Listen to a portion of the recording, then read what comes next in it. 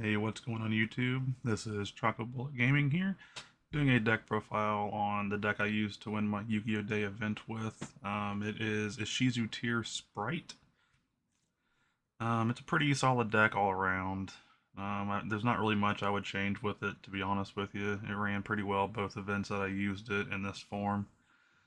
Uh, don't have the playmat, obviously, to show you guys, but I do have the Field Center.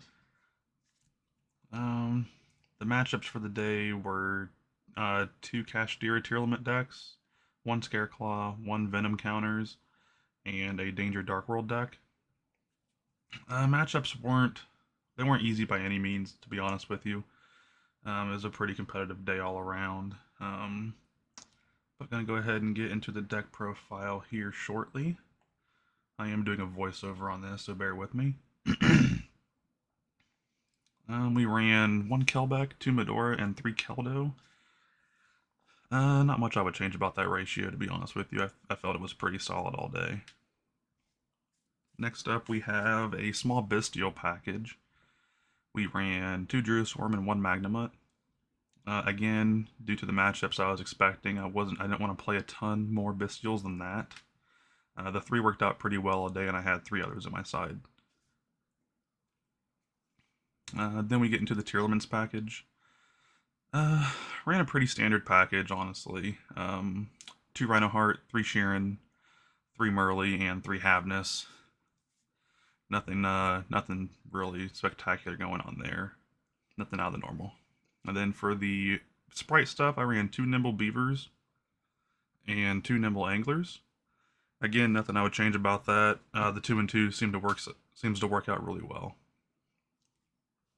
Then for the actual Sprite cards, just one of each of these four here.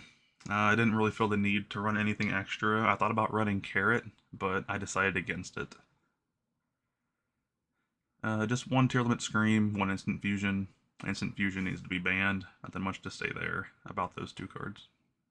Then essentially four field spells. Again, pretty standard stuff. Nothing to explain.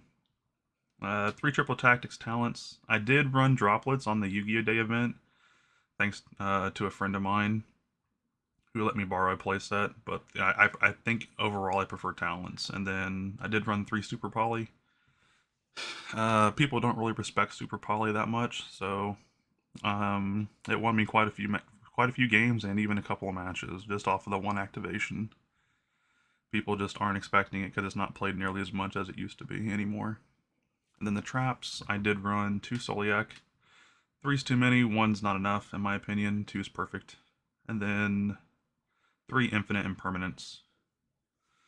Again, in this deck, there's not really a lot of cards to prevent you from activating the imperm. Then in the extra deck, just the one gigantic Abyss Dweller and a number 41. Links, one elf, two Sprint, pretty solid. Access code's always nice. An IP Masquerena and a Dark. Not much I would change about that there. I felt that was a really good link package for the couple of events I ran this. I did think about adding a second elf,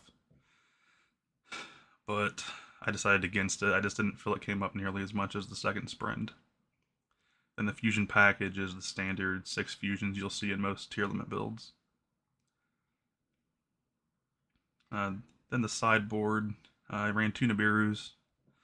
Pretty solid. Didn't come up either of the events, but I did side them in a few times, just due to rogue matchups or people just not expecting the card. Two time cards, Resonator and Scattershot. Some people do just run one Scattershot, unfortunately, and I wanted to make sure I could either outgain them on life points or get the necessary damage needed for the win. So that's why I ran one of each of these. I